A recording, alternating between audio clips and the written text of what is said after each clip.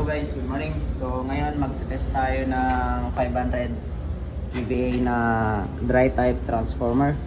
So iti-test natin siya between high to low. Dito yung high, ito yung low natin.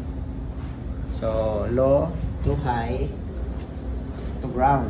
So ganun din naman pagdating dito, iti-test natin siya from high to ground, between primary to ground and secondary to ground. So ang una nating iti-test, ito, primary, secondary muna tayo yan.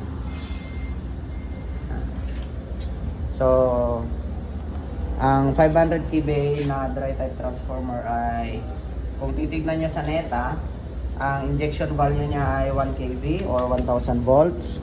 So 1000 volts yung setting natin. Ang expected value natin ay 500 mega ohms. So try natin siyang i-test.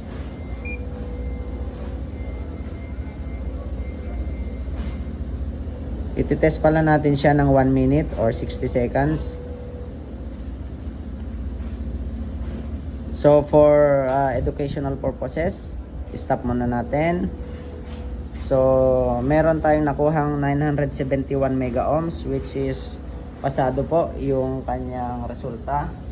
Now, ang gagawin naman natin ngayon ay from low to high or secondary to primary.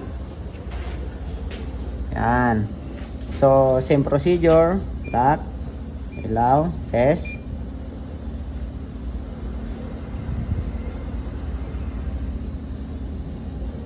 Yan. So, meaning to say, maganda yung ating nakukuhang reading.